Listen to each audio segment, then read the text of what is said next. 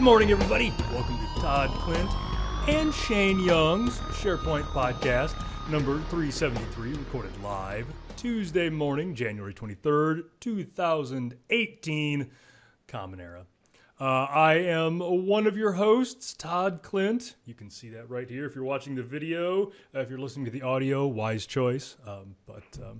And then to my left, Shane, introduce yourself. Tell the nice people about yourself.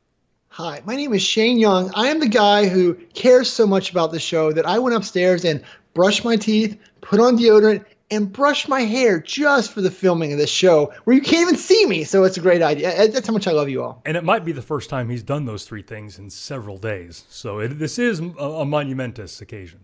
Hey, I am an IT. We have special rules about self-hygiene, and I'm mostly certain that brushing my teeth is completely optional. Yes. If not even frowned upon. Sets the precedent, sets the bar way too high. And I assume my Chick-fil-A sweet tea eats through the yuck on my teeth, right? The sugar in this eats the yuck. Isn't that how it works? Just something about the phrase, the yuck on my teeth, just kind of, ugh. If on the off chance you would want to contact Shane, tell the folks how to do that.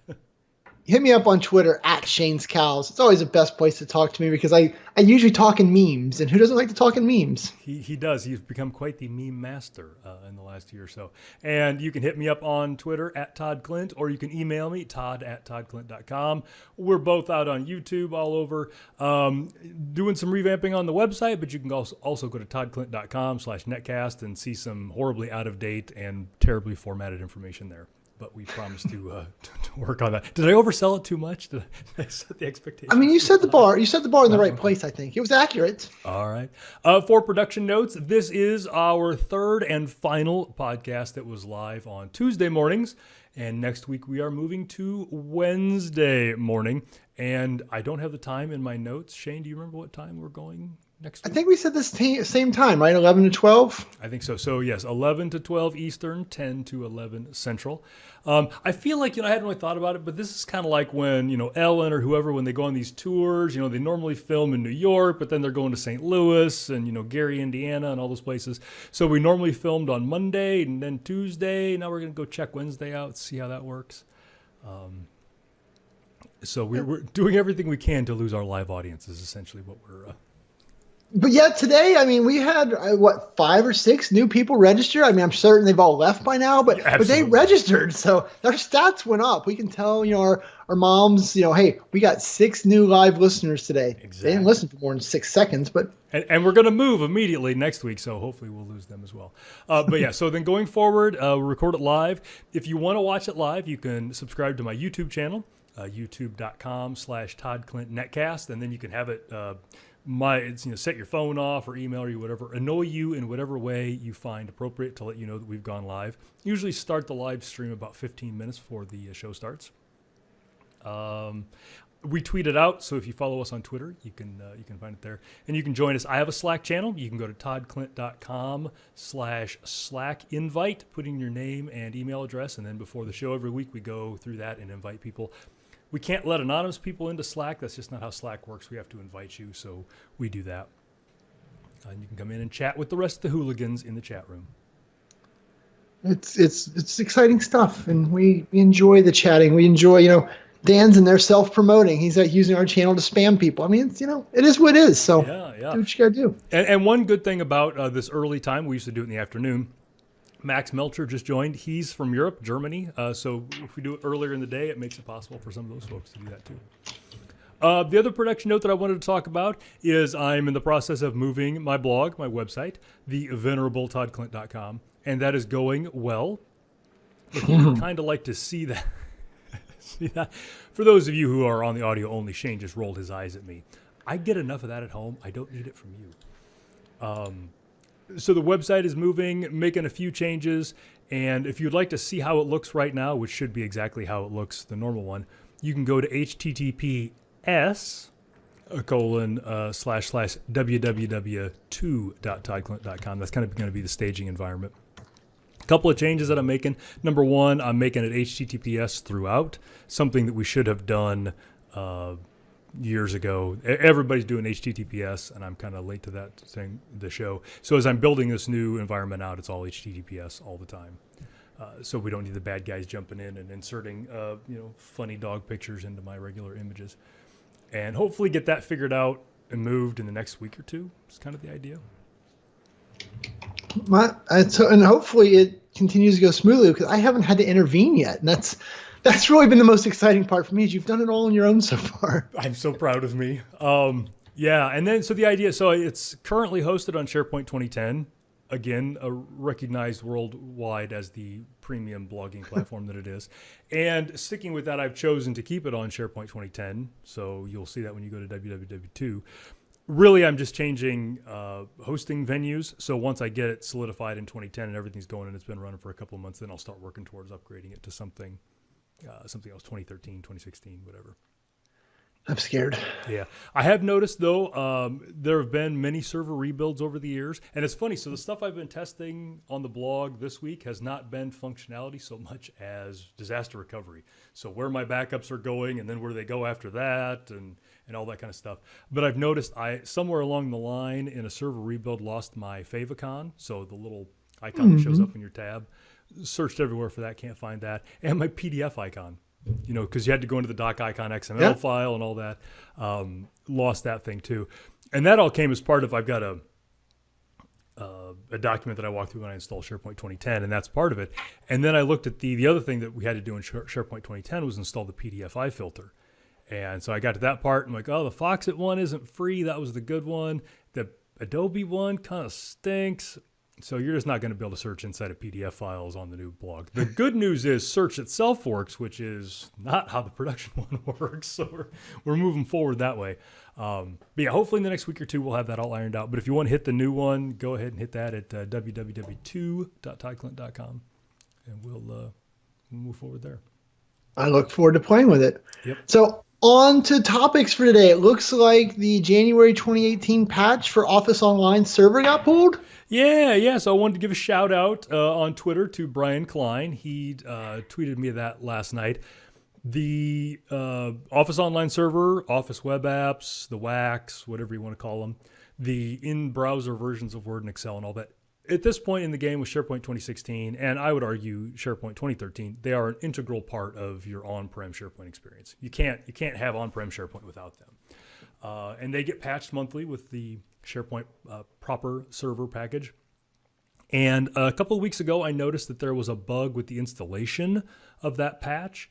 And it looked like there was some ways around that, some stuff you could do, but it was kind of a pain in the butt. And then last night, Brian tweeted me and said that the download itself is gone. So the KB is still there, but if you go to the download link, you get that whole, oops, something's wrong. Wonder what catastrophic thing. I mean, was it just a simple issue there? Are we going to find out later that cats and dogs living together if you installed that patch? It's always fun to see. I think the installer was broken. I think that's honestly what the issue was. So if I look at, I'll throw this in the chat room, but Trevor Seward had an article about the installation being broken, and I can't remember. I didn't install that patch when the installation broke, but I think that's just what it was. That the installer was broken, and they're like, we could spend a bunch of time fixing this, or we could just pull it and make sure it's good for February. But it's interesting. The KB article is still up, and it doesn't mention the fact that the patch has been pulled. So if you go to toddclint.com/SP2016 builds and go down there, you click the KB, and you're like, I need to get me some of that fixing, and then click the download link, and it's bad. And you're like, oh, that Todd Clint, what a dummy. Which is honestly not unfounded, but just not the case in this point. And that page at toddclint.com/SP2016 builds, there's an XML file in the background that populates all that. And one of the fields in that XML file is whether the patch has been pulled or not. And I think for 2016, this is the first patch that's been pulled. And so I've not had to deal with how do I denote on that page when a patch has been pulled. So I think I need to figure that out. Maybe have it show up in red, or I don't know. Yeah, and that's, I haven't done much with the patching lately with the 2013 or 16. And one of the main reason, right, if we're being honest, was I was making the YouTube videos around how to install Feature Pack 1, talking about them, what's in here, what features, all that. They got like 5 views. And so when no one showed any interest in any of those, I decided to stop making them. So I guess that'd be my real question, right?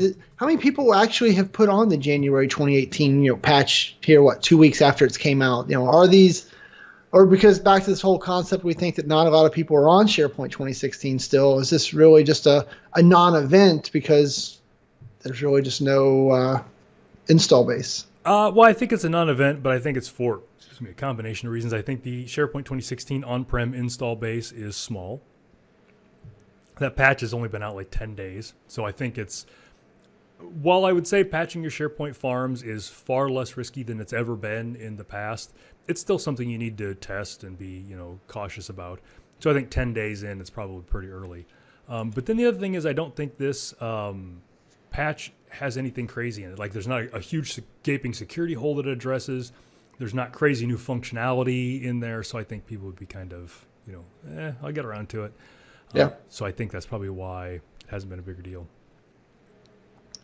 Very cool. And again, and it's Office Web Apps. It's not SharePoint proper. So that's another big thing. But it's there. Again, if you need to keep up with your on-prem patches, toddclint.com/SP2016 builds, SP2013 builds, SP2010 builds. And I also have Twitter accounts for all of those. If you go to that page, there's a Twitter account that will only tweet out patch information for each of those platforms.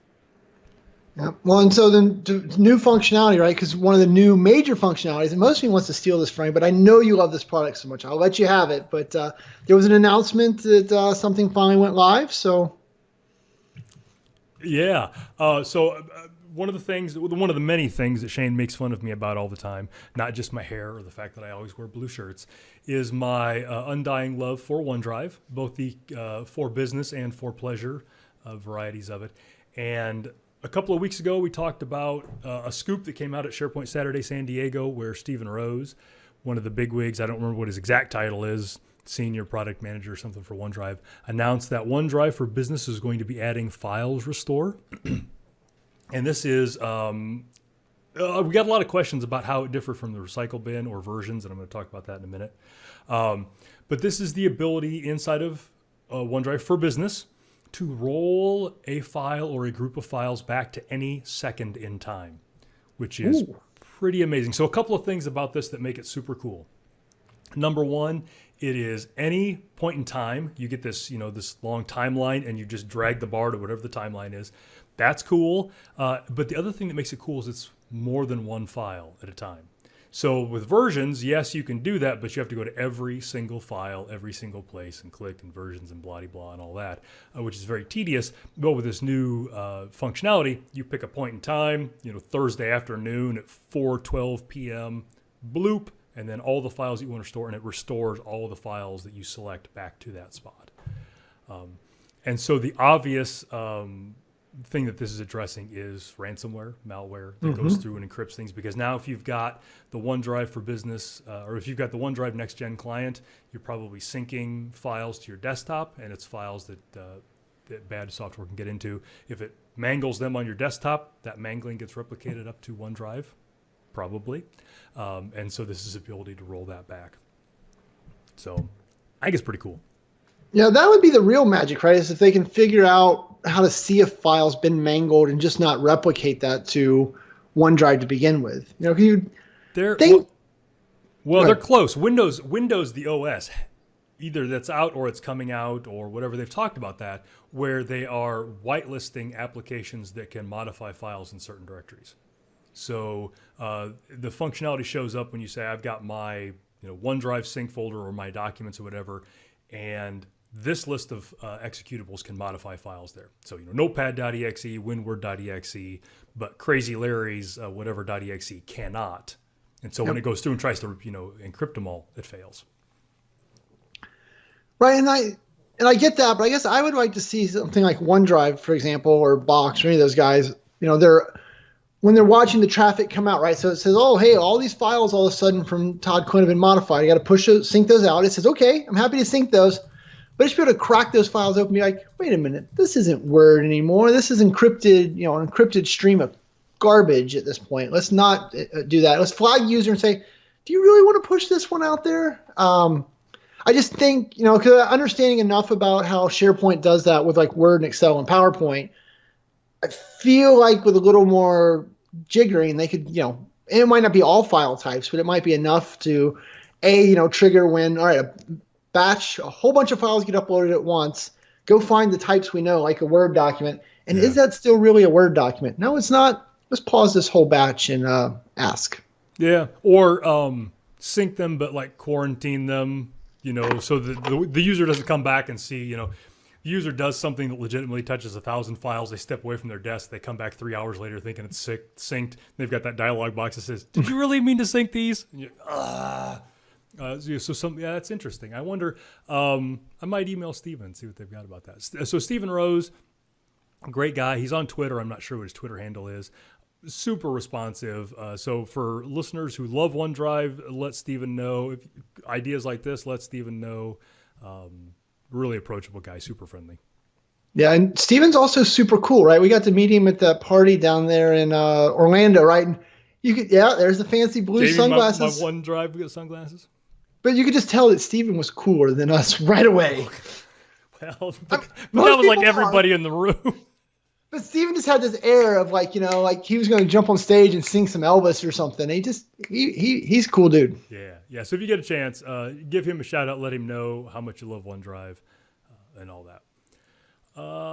So you had some stuff about YouTube. There have been a continuing saga. We've chronicled this for the last few months. What is the latest update on YouTube screwing us producers? And it's interesting, right? Because I am one of the producers who's excited about the change that YouTube made. You are probably one of the ones that thinks YouTube's the devil for this. Yes. But so what YouTube announced like some point last week was that they're going to change the threshold you have to be a monetized channel, right? They call it a partner. They use fancy words for it. But long story short, they've changed the rules for you to be able to make money from posting YouTube ads or YouTube videos and putting ads on them. And so the new barrier for entry is you have to have 1,000 subscribers and you have to have 4,000 hours of views in the last year. Yeah.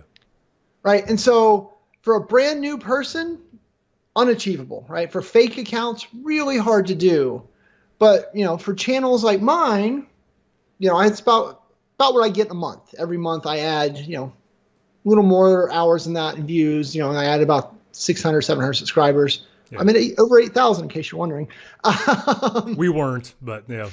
Just checking. Yeah. But, the hope is that now they will have that much less content to review. So maybe they can finally fix this process where they flag every single video that we upload. Yeah. And we will no longer have this disconnect. So I'm kind of hopeful that this is a fix. Now, I've talked to a bunch of other YouTube producers, even one that's got, 60 or 70,000, and he's still mad about it. He's like, but they're taking away people's ability to make money from it, which I think is something you can comment on when I let you start talking, is, they're like, hey, they're taking away these people's ability to make money. But if you've only had if you've had less than 4,000 hours of views in the last year, best case scenario, you made $200 over the course of the whole year, right? Yeah. That's a stretch. Probably made like $150 for the whole year. He's like, well, yeah, but before the last cut they did, because they did a ad change a year ago or so also that cut it in half. Okay, so the best case scenario, that person used to make $300 a year. Hopefully no one is trying to feed their family on $300 a year. So I don't understand that you're taking away people's ability to make money, but I don't know. Yeah, well, so I think the bar might be lower than feeding my family or zero. I would say there's some gray area in between, especially, guys like us who are consultants, we have multiple income streams. And so cutting one off, you're not feeding your family with one. But so I would say I agree that I agree with the battle that they're choosing to fight with the crappy stuff. And I agree that of all the things that they've done to try to address this in the past 6 months, this is probably going to be the most effective. So I'm on board with that. My frustration is twofold. I think grandfathering people in like yourself that have a lot of subscribers and a well-established history of viewership, yeah, let those in. That's a no-brainer. That's easy. But I think the fact that the other side of it is you get nothing if you don't meet that, that's the part that I have some heartburn with. And hopefully this is a incremental thing that they will figure some of that out. Because I've had my YouTube channel for years now. Yep. I don't know how many years. And I don't have a lot of subscribers, over 1,000. But I've been chugging along. I'm not a fake account. This is not a long play to being a fake account. So I kind of wish there was some gray area in the middle, as opposed to, like maybe for folks like us, instead of saying you can't monetize, which is what the situation is now, or will be next month, say, you go through a review process or something. I don't know. YouTube Google, because this is Google we're talking about, they have amazing algorithms and AI. So I'm sure that in the background, they're already cooking something up to learn, so this is just another piece of that puzzle. Yeah, no, and I think your feedback there is completely valid, because one of the downsides, right? So I tried to start doing Twitch, right? Yeah. The whole gaming streaming stuff. And they have this really high bar to entry also that YouTube just put into place. And yeah, and it turned me off from Twitch, right?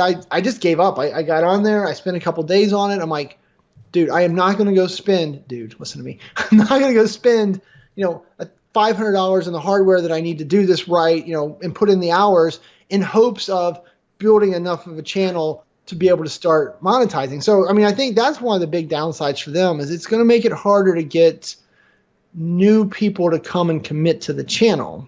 Yeah. So that being said, they're also YouTube, and there is no other place to put videos, so they might be able to milk that for a little bit. But it also might open the door for some competition. So we'll see. Well, that's what we've been talking about for 6 months, right? Is that if someone was going to try and make a play, this is the time to sneak in, because, the YouTube door was wide open. Today's the day. So the next thing we have in our notes is another big internet powerhouse making some changes. This is an interesting one. Amazon has been in the news lately. Yeah, and with that intro, I thought you were going to do E. And I was like, that's why I was cracking up. But I was like, that is also an internet changing thing, folks. Stick around for E. You're going to want this one. Yeah, but D, more importantly. So our friends at Amazon, they've been talking about it for a while, and this week they finally opened their Go supermarkets, right? And the whole promise of the Go supermarket was no checkout process, no lines. You just walk in, you grab the stuff you want, it knows who you are, and you just leave with it, and life is grand. Yep. But yet the first publicity photo I saw was a line wrapped around the building of people waiting in line to go in. Yeah. I don't know. I guess it was just people got caught up, right? It's like at conferences. If you start a line, people will get in the line no matter what. They don't know what it's for. They're just like, I'm standing in line to get some free stuff. What's I don't know. I was on a cruise once, and they had a comedian, and he was talking about that. The buffet lines. He's like, I swear to God, we could have a line where I just push you off the back of the ship, and once we got the line going, people would just get in that line. Absolutely, you're programmed, right? You wait in line. Mm-hmm. So I don't know. It's funny. I haven't read much about it. I don't know, Amazon in their stores. I don't really care, but I just thought it was funny that the store that's all about no lines. Yep, that's started with a line. Yeah, and it's interesting technology. I like it. It uses a combination of cameras and things like that. So you walk into the Amazon Go store, you've got an app that says, hey, I'm here. It watches you. You put your stuff in your bags, and you just walk out. And a couple minutes later, you get a bill for it all. I like the idea. I like that being an option. I live a long way from the nearest Costco, but we have Sam's Club here in town, and they have started a similar thing where if you've got the Sam's Club app, when you go through and buy your stuff, you scan the things you put in your cart with the app, and then you just walk out. And they've got somebody that stands, the Sam's Club's got the guy that stands by the door that always checks your stuff. Basically, you show him the thing on your phone, he glances at your cart and go, that looks right, and off you go. You don't wait in line, you don't check out or anything. They've had that for a couple of months now. Pretty cool. I hadn't heard of that one. Funny enough, I don't know, did you see Sam's closed a bunch of stores? They did, yeah. So our Sam's was one of them. Because I think Costco was just destroying them. But the real sad part of that was I went into Costco on Saturday, and all those Sam's people are now in Costco. I need a new place to shop. Right? I need to be able to walk in there and actually, that's what it was like. And for those of you that are on the show, right, I'm doing the whole squinchy shoulder thing. But yep. I hate Sam's even more because they send all their customers to my Costco. Yeah, our nearest Sam's is probably 45, or not Sam's, Costco's probably 45 miles away. So I believe all the things that Costco lovers love about Costco, I believe every one of them's true. None of them's worth 2 hours on the road to me to drive down to Costco no way. And do it. But yeah, if you've got Sam's around and you're a Sam's Club member, check that app out. We've used that the last few times. And when we go to Sam's, of course, it's the only way to do it. You end up with a whole cart full of stuff that you'll never use. And they don't go through and look at every single one. I mean, every time they've just kind of glanced at the app and went, looks right. There's never anything. As long as your wife's with you, right? She looks legit. You, if it was you by yourself, I'd be questioning that cart. Yeah, she looks innocent and all that. So it's interesting stuff. And one of the things that's been rolling out for the last few years is self-checkout. So Walmart here has self-checkout. One of the grocery store chains, Hy-Vee, has self-checkout. And there are times when I really love that. There are times when I'm in a mood and I just don't want to talk to humans, don't want to play the game. I just want to go scan my stuff and be out. And I like having that option.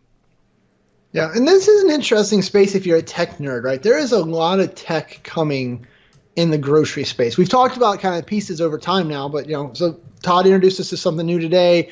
We've talked about the whole click list with Kroger where you just go online, you fill out an order, and you pick up at the store. I was really mad at them this weekend, but that's a different story. We're seeing things. So Amazon also bought Whole Foods, and Whole Foods right now, right? People are complaining there's not enough food on the shelves, but Amazon's actually putting in better technology.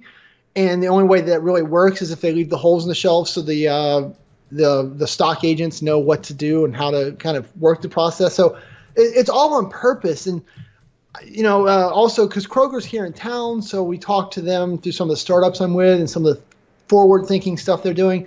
There's a lot of tech going into grocery right now. So it's an interesting time, maybe not for any of us to make money, but from a tech nerd just watching evolution happen. Yeah, so you and I both listen to a lot of podcasts, and one of them, I think from last year, Freakonomics, had, or maybe Planet Money, I forget which one, had the guy that invented the self-checkout register. And, man, when you look at it, you're like, what's to invent? Like, all of these pieces have been done before. This is very obvious. But turns out it's not. There's a lot of considerations that we just hadn't thought about. And one of them was, so obviously, you scan your deal, you set it on the thing pays attention to the weight and figures out, if things match and all that. That weight is not fixed because weights change over time. So there's actually some intelligence going on that says, this can, the last 10 people that have scanned this can, it's been 10% lighter than I thought it was going to be. I need to start adjusting what the acceptable range is for the weight of the can, all those kind of things. So yeah, the technology and, there's all these buzzwords, big data, AI, all that kind of stuff. These are great practical applications for that technology. And it's making our lives better. I don't have to talk to people at the store if I don't want to.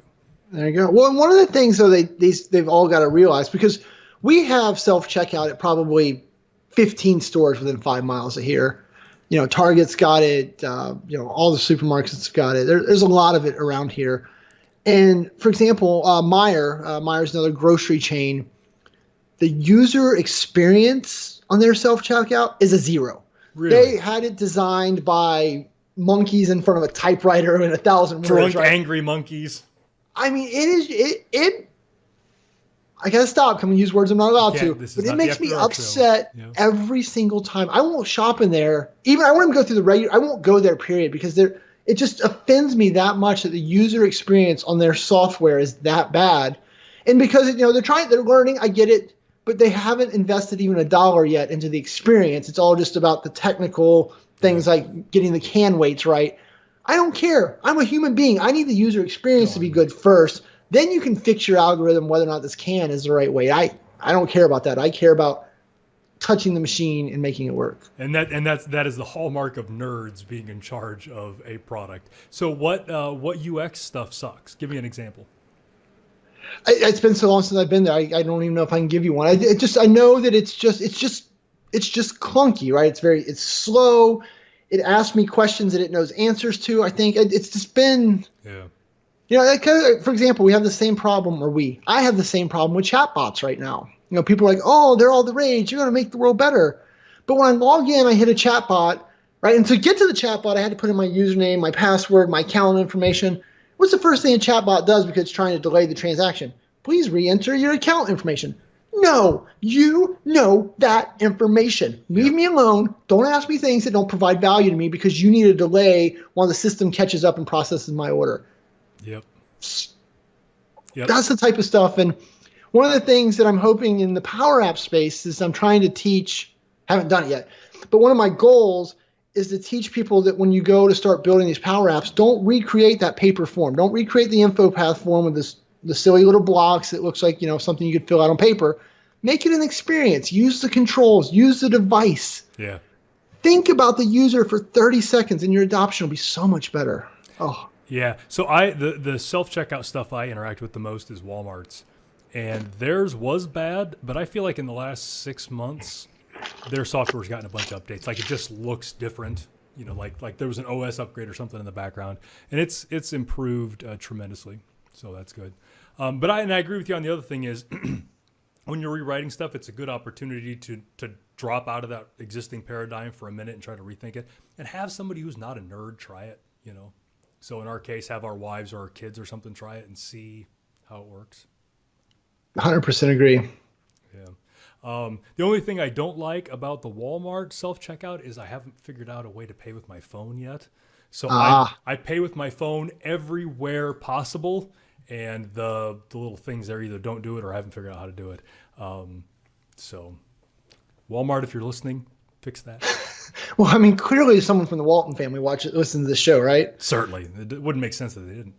All right, they've listened long enough. Tell them what E is, because I know that you were dying to share this with people. Yeah, so the internet has been a tremendous benefit to society as a whole. It has, brought families together and has sped up shopping. I mean, we could go on and on about all the great things that the internet does. But every once in a while, the internet outdoes itself. And yesterday was one of those days. So for those of you that have been friends of the podcast for a while, you'll know 3 years ago, I forget exactly when, one of my favorite websites came online, catoverflow.com, which was just nothing but pictures of funny cats. And that's what the internet excels at. I mean, funny cats, sneezing pandas, it's all in there. And yesterday, I was alerted to a new website, emergencykitten.com. And so this serves a very important function in society. When you're stressed out and you're at the end of your rope and you just think you're going to explode, go to emergencykitten.com and you will be greeted every single time with the adorable picture of a fluffy kitten. And you just can't stay mad. You can't stay mad when you're hitting emergencykitten.com. Oh, I mean, I'm certain your daughter, it's probably changed your life, right? Because one of Todd's daughters loves kittens or cats. Mm-hmm. So yep. I am glad that you found Emergency Kitten to make the world a better place. Because I mean, you're right. I mean, I'm looking at this adorable cat in a bucket right now. And yeah, you can't. Oh, and so I've got a bunch of Raspberry Pis in the house. I use them for digital signage. Has the family calendar and the time and the weather and all that kind of stuff. And in the background, I use a service called unsplash.it, and it's a bunch of stock footage, and you can put parameters on there. And it can, so like resolution or black and white, and you can pick exactly what pictures show up. And so I've got that rolling in the background. So every 60 seconds, a new random picture from unsplash.it shows up. If emergencykitten.com had that same API, I would change all of the Raspberry Pis in the house to randomly go through every 60 seconds and show us a new picture of a kitten. So. Yeah, and now I'm curious, because it's a site like this, right? Because there's not ads. There's not, I don't know, there's a lot of code there. So I think it's just pulling images from a Flickr account, it looks like. I was just wondering, you've seen all these websites now that keep adding like Bitcoin mining in the background when you're on their webpage and thing. I'm like, is that what Emergency Kitten is really all about? I'm a cynical guy. It's not. Yeah, worth every. Yep. So you've had your. So we can talk about. I guess you kind of segued into G with that, or we can talk about. Yep. That's fine. Yeah. So one of the things I did last week, just out of idle curiosity, so talking about Ether, the different coins, the cryptocurrencies, and all the chaos that is that. One of the big things about that, right, is that they have to be mined. People have to have PCs, servers, these home-built rigs in order to do all the computation of the blockchain in order to verify transactions and all that fun stuff. And, one of the get-rich-quick schemes of the world is you just set up some Bitcoin mining in your basement and you'll be rich. So I thought, why not? So one of our old colleagues, his son had put out a video on how to set up your PC to mine Ethereum, so ETH. Yep. So I went and followed along and set myself up a free Ethereum wallet, and then I downloaded the free software for mining, turned it on, jiggled some wires, and then 24 hours later, I had $2 worth of Ethereum mined. So is interesting. I don't think my goal of doing any of this is to make any money. To make lots of money, right? But I think I just wanted to mechanically understand what did it take to get a wallet, what did it take to do a miner, and it turns out that all the miner does is interacts with a pool, and the pool is what is actually passing the transactions. I just learned a lot, so I kind of took it as an educational day to learn a little bit about the mining. Yeah, and so I've been meaning to do that too because we both dabble in cryptocurrency a little bit. So yeah, knowing the deeper stuff has a lot of value. The big thing in the news around that is the amount of energy that takes, specifically Bitcoin, because Bitcoin is the oldest, it's been around the longest, and with all these cryptocurrencies, the older the currency is, the more energy it takes or more effort it takes to mine those existing coins out. And so now Bitcoin is at that time where it's just churning up all kinds of stuff. And so part of that, when Shane and I were talking about this last week, was keeping an eye on that. Now, Shane's not doing it to the scale where it matters what the power consumption is, but it's kind of a good idea to have that idea. So I turned him on to a thing. I've got a bunch of home automation stuff in the house. Not a bunch, but a little bit here and there. But one of the things that I have is a Wemo Insight smart plug. And so it is a home automation thing. It's, sits in line between a plug-in and a device. You can control it with your phone or with your Amazon Echo or whatever. But the Insight one will give you insight on power consumption. So it will watch how much power the thing is taking. You can put in what you pay for electricity. It will tell you what this device is costing you. It makes graphs, and you can export out to spreadsheets and all that kind of stuff. And so for this, this struck me as one of the things that would be very interesting about that is to see what Shane's CPU or what his computer does without the mining, kind of get a baseline, and then turn the stuff back on and see what it's costing. It might have costed him $15 in electricity to get that $2.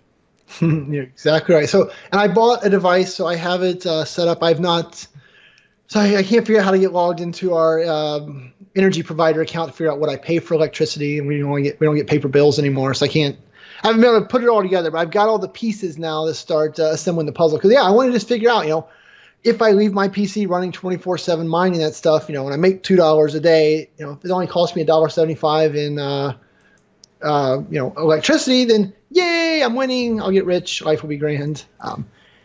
It also doesn't hurt that, so really what you find, if you look into it a little more, it's not about your CPU power at all. No. All the mining actually happens on graphics cards.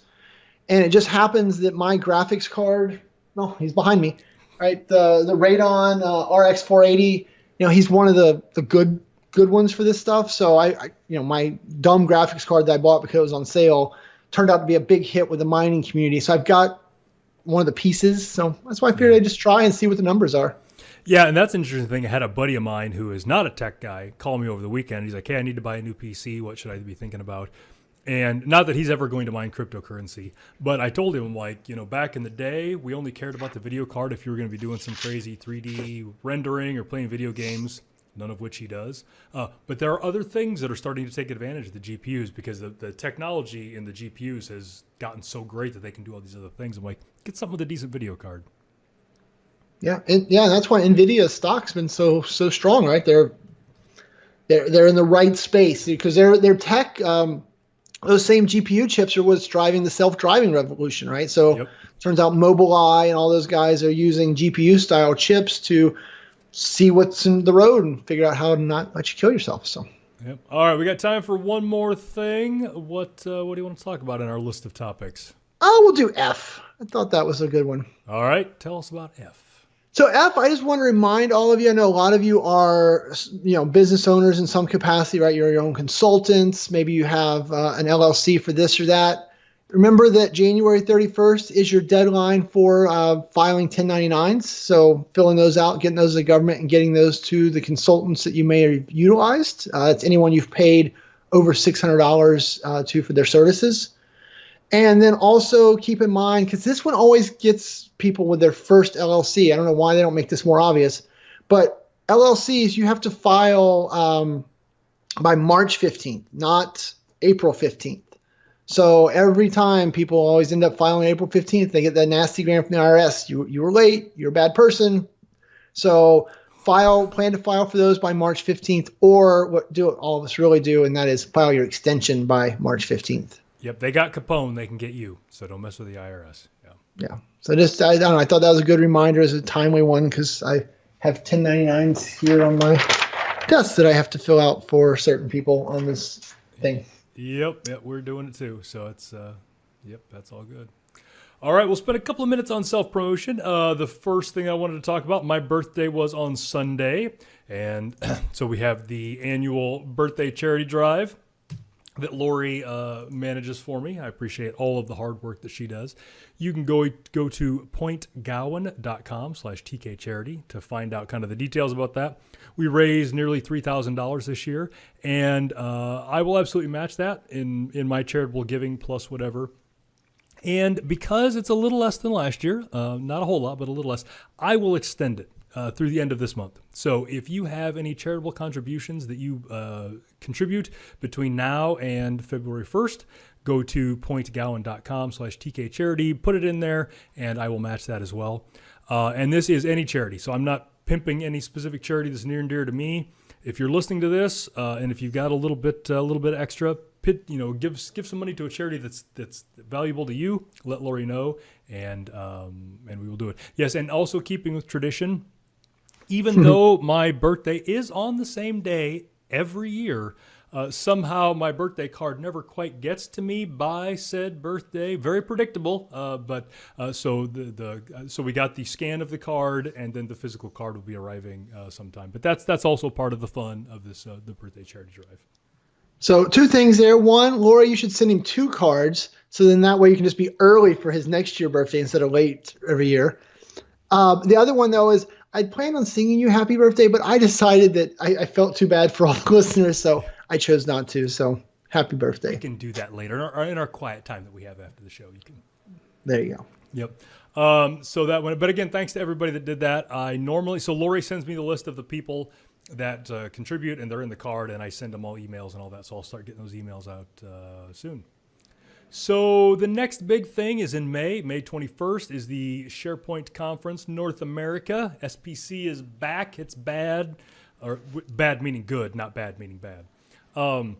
May 21st through 23rd in Las Vegas at the MGM Grand. You can go to SharePoint, I forget what the URL is, SharePointConferenceNA.com? Yes. I think it's just SharePointConference.com takes you there too also. But that is the premier SharePoint event this year. I've had in the last couple of weeks multiple people come to me and say, hey, I can only come to one thing this year. Yeah, budgets are tight. What should I go to? My answer has been consistent. If you only get to go to one and your SharePoint is a job, SharePoint Conference, go to that. And if you do go to that and you sign up, you have the option for putting in a referral code, and you can put in my last name, KLINDT, and get $50 off and a big hug from me in May. What do you do? And just to clarify on the URL, it's SharePoint NA. Funny enough, SharePoint Conference NA takes you to SP TechCon's website. Yeah, well, not judging. Yeah, that's interesting. Because our next bit of promotion was SP TechCon. So, also a great conference, a different feel, more of an intimate feel. And I think they've been doing SP TechCon for 10 or 12 years. I think I've missed 2 of them, something like that. But they are having the next SP TechCon is in Boston. It's August 26th through 29th. And you can go to sptechcon.com or apparently that other URL and find out about that. We're several months out, so I don't know if there's a lot of content there. But as you're looking at budgets and travel and all that kind of stuff, make sure that SP TechCon is also on your radar because it's a pretty great conference too. Yeah, no, like you said, we've been a part of that conference as it started. We've both missed a couple, but it's a great one. I think it's the best way to explain it. It's got a different feel. It's a little more intimate. It's just a little more, personable. There's less, Microsofty people running around and more community people running around. So, it depends on who you like to hear your information from. A little bit different. Yeah, good group of folks. So I think that is our 45 minutes for the week. Thanks, everybody. Chat room, we'll stick around for a little bit. If you're listening to this audio and you've made it all the way, God bless you, you're a saint. But you can also find all the links, all the notes at toddclint.com/podcast 273 or 373. And also, if you want the video, you can go to youtube.com/toddclintnetcast and get the video for this episode. And we will see you next week. Toodaloos.